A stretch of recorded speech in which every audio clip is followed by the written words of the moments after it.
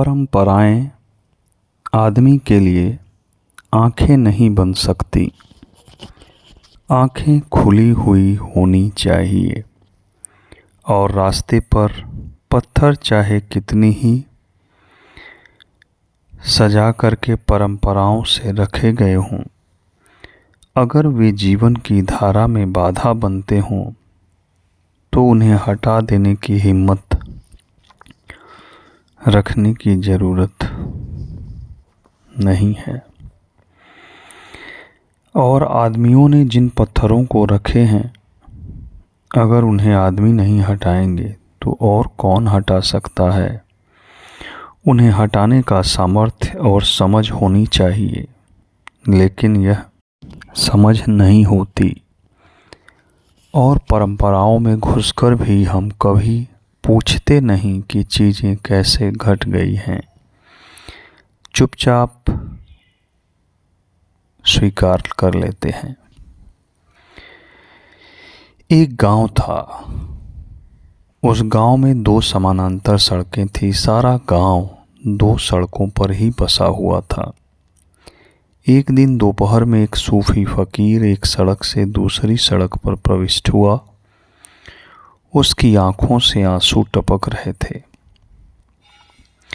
किसी ने उससे पूछा कि क्या हो गया है, आप क्यों रो रहे हैं? लेकिन उसकी आंखों से इतने आंसू टपक रहे थे और वह कुछ भी नहीं बोला। जिसने पूछा था उसके पड़ोस में खड़े आदमी ने कहा, मालूम होता है सामने की सड़क पर कोई मर गया है। फिर सारी उस दूसरी सड़क पर खबर पहुंच गई कि सामने की सड़क पर कोई मर गया है। और हर आदमी के हाथ से जब खबर गई तो उसमें कुछ और जुड़ता गया। सांझ होते होते यह खबर फैल गई कि सामने की सड़क पर प्लेग की महामारी फैली हुई है। और जहां प्लेग की महामारी फैली हुई है उस सड़क पर जाना ठीक नहीं है। इसलिए पूछने वहां कोई गया ही नहीं। लेकिन अनेक इस सड़क के रिश्तेदार उस सड़क पर रहते थे।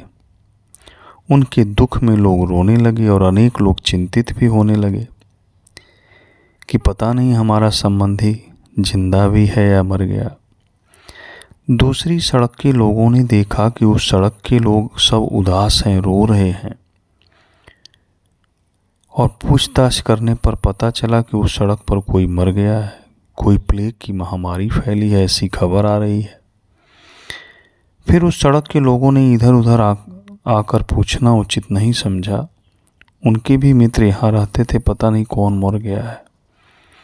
रातों रात दोनों सड़कों ने अपने अपने घर खाली कर दिए। गांव छोड़कर नदी के पार जाकर वे रहने लगे, क्योंकि महामारी भयंकर फैली हुई थी।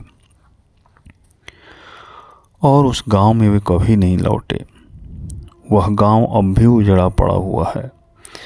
उसकी जगह नदी के पार 2 छोटे छोटे गांव बसे हैं। और उन गांवों के लोगों से पूछो तो वे कहते हैं, कभी एक बार बहुत अनजानी बीमारी फैली थी। उस समय हमारे पूर्वज अपनी सड़कों को छोड़कर यहाँ आ गए, तब से यहीं बस गए हैं।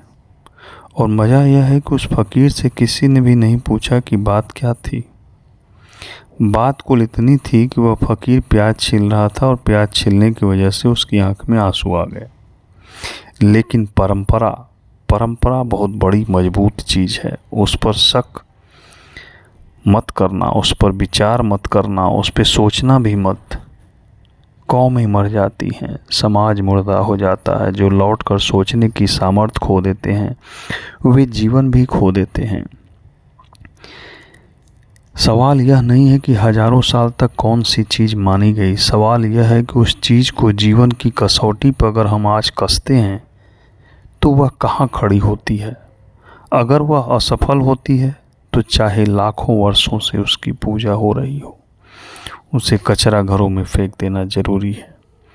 और चाहे आज की कोई भी चीज़ नई समय की जीवन की कसौटी पर ठीक उतरती हो, तो उसे जीवन को, उस रास्ते को चुनने के लिए तैयार हो जाना चाहिए। जीवन को आसार, जीवन को दुखपूर्ण, जीवन की निंदा करने वाली धारणाएं गलत हैं, घातक हैं। जहरीली साबित हुई हैं। मनुष्य के जीवन के सारे आनंद की क्षमता छीन ली गई, सारे रस के स्रोत सुखा दिए गए, उसके प्राणों के सारे गीत तोड़ दिए गए और यही सिखाया गया कि इस जीवन के बाद स्वर्ग मिलेगा।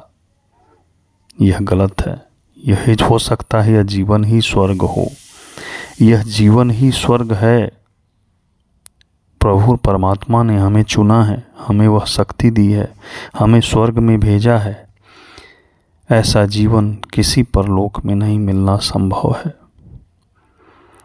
जिसको हम वास्तव में देख सकते हैं, फील कर सकते हैं, टच कर सकते हैं। उसको स्वर्ग नहीं मान करके हम स्वर्ग की तलाश में भटक रहे हैं। इस स्वर्ग को छोड़ करके हम अगले स्वर्ग की अपेक्षा में लगे हुए हैं। इस आज को छोड़ करके हम कल को बनाने में परेशान हैं। ये आज ही, वर्तमान ही। भगवान श्री कृष्ण ने भी कहा है कि अर्जुन, जीवन क्या है? जीवन वर्तमान है। जीवन बस यही पल है जो आप अभी जी रहे हैं। तो ये हमारा जीवन ही, ये हम स्वर्ग में हैं, स्वर्ग में ही जी रहे हैं। आप माने, क्योंकि हमें क्या पता कि आगे क्या होगा। सारी बातें साजिश है। किस फकीर ने प्याज छीली थी, किस फकीर की आंख में आंसू आए थे, कैसे हुआ, कोई नहीं जानता। लोगों ने इसे अपना धंधा बना रखा है। मंदिरों में, मस्जिदों में एक बात बहुत साफ है कि अगर परमात्मा का आदर बढ़ाना है, अगर परमात्मा की इज्जत बढ़ानी है, अगर परमात्मा को बड़ा बताना है, तो स्वयं को किसी से कम मत आंको। क्योंकि हम हैं, हमारी आत्मा है, तभी तो हम परमात्मा से मिल सकते हैं, परमात्मा को पा सकते हैं। जब हम अपने आप में विश्वास नहीं रखेंगे, अपने आप को इम्पोर्टेंस नहीं देंगे, महत्व नहीं देंगे, तो कौन है जो परमात्मा को पाएगा? आप स्वयं। तो पहले अपने आप को पहचानो, क्योंकि जीवन इतना साक्षात है, सत्य है। जीवन जो इतना रियल है, यथार्थ है।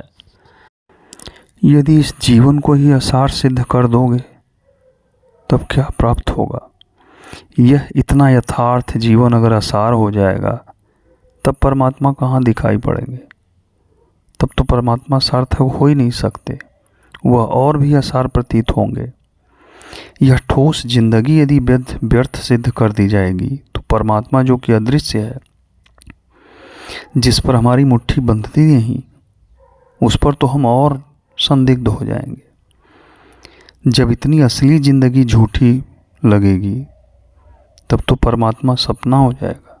आकाश की बातें कैसे सच हो सकती हैं? परिणाम यह है कि जगत की निंदा लोगों को ईश्वर की तरफ ले गई, ऐसा मानते हैं। परिणाम यह हुआ कि जगत की निंदा ने लोगों के जगत के आनंद को नष्ट कर दिया। लोगों ने परमात्मा की तरफ उठने का ख्याल भी समाप्त कर दिया। सारा जीवन दुखपूर्ण हो गया। परमात्मा के प्रति मन में धन्यवाद कैसे प्रकट होगा, जब हम अपना जीवन ही कष्टकर मानते हैं? तो परमात्मा के प्रति प्रार्थना कैसे पैदा हो सकती है? ग्रेटिट्यूड कैसे पैदा हो सकती है? तो हम परमात्मा को धन्यवाद कैसे दे सकते हैं? जीवन अगर आनंद होगा, तब परमात्मा के प्रति धन्यवाद पैदा होगा। जीवन अगर एक अहोभाग्य है, तो ही हमारे हाथ उठ सकते हैं उस प्रभु के लिए जो अज्ञात है। हम कह सकते हैं कि आपने इतना दिया।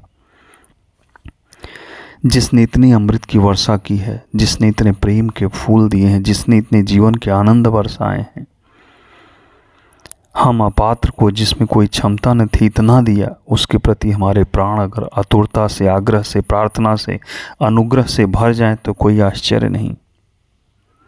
परमात्मा की ओर आदमी तभी अनुग्रह से भरेगा जब वह अपने इस जीवन में आनंदमय होगा। तभी उसे ग्रेटिट्यूड, अनुग्रह हृदय में पैदा होगा। तभी उसका हृदय आनंद का अनुभव करेगा। जो हृदय दुख का अनुभव करता, उसके मन में अनुग्रह नहीं, शिकायत पैदा होगी। जो हृदय पीड़ा अनुभव करता, उसके मन में क्रोध पैदा होगा, उसके मन में परमात्मा के प्रति विद्रोह पैदा होगा। यह जो सारी दुनिया में विद्रोही लोग पैदा हुए ईश्वर का विरोध करने वाले, ये किसने पैदा किए? ये जीवन को दुख समझाने वाले लोगों ने, शिक्षकों ने, ये उनकी प्रतिक्रियाओं ने। यह सारा जीवन दुख हो जाएगा। कुछ लोग कहेंगे कि हम विद्रोह करते हैं, हम ईश्वर परमात्मा के खिलाफ नहीं हैं, लेकिन पहले अपना यह जीवन जो वर्तमान है इसको आनंद में